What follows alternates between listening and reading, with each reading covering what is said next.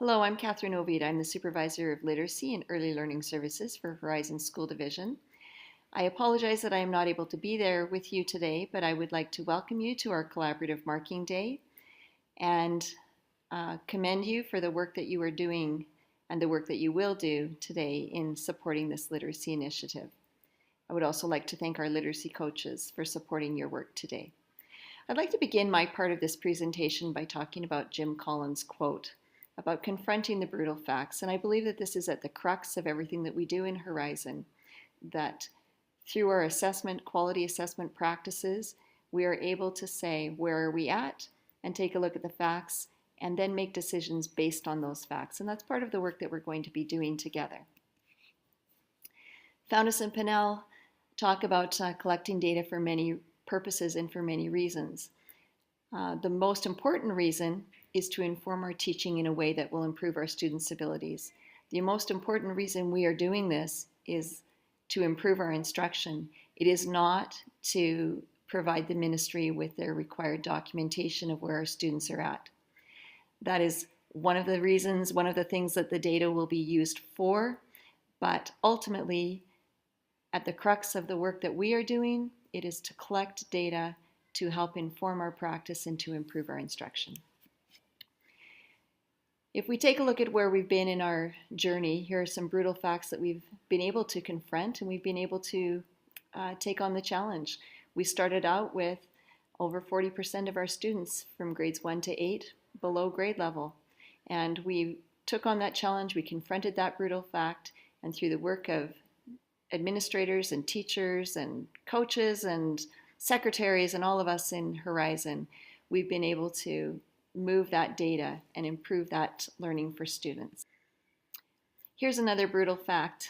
When we first began our journey, we noticed that we had more students below grade level than at or above grade level in our middle years. We confronted that, we took on that challenge, turned that data around, and as you can see from the fall of this year, we've continued to support our students. Those lines have not crossed. So the work that we've done has been sustainable and is long-term. Here's an interesting new set of data that we're looking at. What we've noticed is our students who are leaving grade 8 looks like they were doing quite well. Those same students when they got to grade 9 and we looked at are they able to comprehend at the deepest level, we're finding that, no, they're not. So here's another piece of brutal fact data that we're going to start to think about. And we're asking our teachers to think about and our administrators to think about how do we bridge the gap between Fountas and Pinnell and the OCA and help our students to have the skills that they need to be successful in high school and beyond. So I guess the long and short of it is for us in Horizon, for the literacy and student services departments, it's not about the data. It's about what the data tells us. It's about the awareness of where our students are at. And then through that awareness, there's the urgency. We can't unknow what we know. So once we find out where the deficits are, the urgency is now what do we do about it? So finally, it's really about improving our instruction. Assessment allows us to see the results of our teaching and to make valid judgments. And so today is about looking at the results of teaching, having some discussions about what are we going to do and what are the teaching moves and the evidence-based practices that we can kind of work on collaboratively to improve our student learning and to support our kids. As far as the writing direction goes with Horizon, you guys participated in the initial training day where we looked at how to use the rubric. We looked at diagnostic rubrics versus holistic rubrics. Today is the second day where we are gathering together in collaborative sites throughout the division. As a result of this, we will come up with some exemplars that we will be able to use and include in our protocol. These exemplars will be added to the protocol, and the final protocol document will be rolled out in the fall of next year. We have one more step this year where we're going to be bringing together a committee of teachers to correlate or collate the various exemplars that we have, and we'll select one or two examples that will go into the protocol. So we have one more day for that.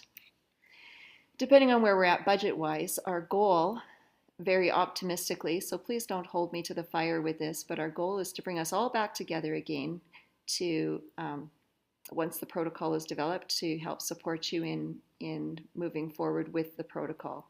We also hope to eventually roll out a similar process as you have gone through to all of our teachers in Horizon, and to develop the protocols or the exemplars for those grades so that by the time we're finished, we will have exemplars for every grade level and rubrics, which have already been developed for every grade level, grades 1 to 12. So that's kind of our thinking and our direction. I want you to know that this is not a one-act play.